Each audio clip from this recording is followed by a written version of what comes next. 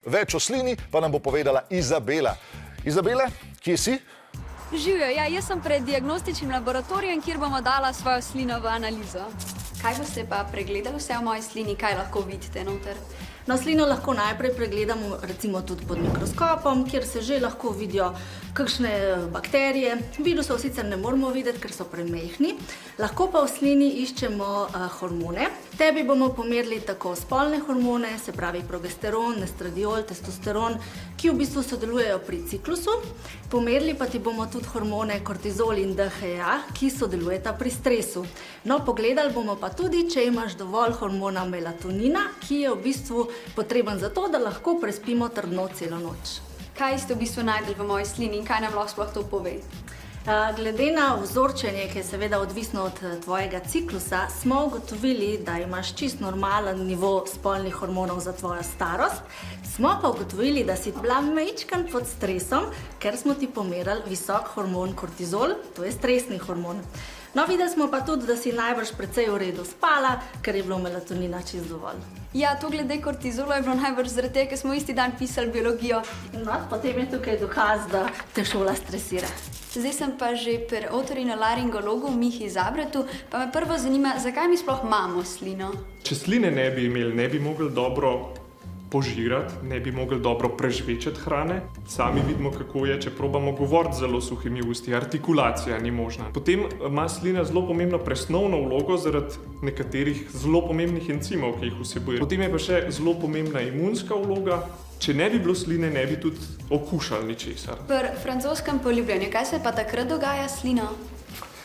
Slino, predvsem to, da je verjetno zaradi refleksnih povezav s taktilnimi receptorji, receptorji za dotik, ki so v ustih in jih med poljubljanjem dražimo, nastaja te sline več. Ker vemo, da ko žvečimo hrano, se dražljaj prek taktilnih receptorjev prenaša v centralno živčevje in sproščamo več sline. Prvo, ustnica na ustnico je en zelo pomemben dotik, kjer se proži približno 1 milijon živčnih končičev. Poleg tega gre jezik osebe 1 v usta osebe 2 in potem z jezikom masirata jezik eden drugega in tudi ustno votlino, lahko zobje in s tem tudi taktilne receptorje na jeziku dražita skoraj enako močno kot na ustnicah.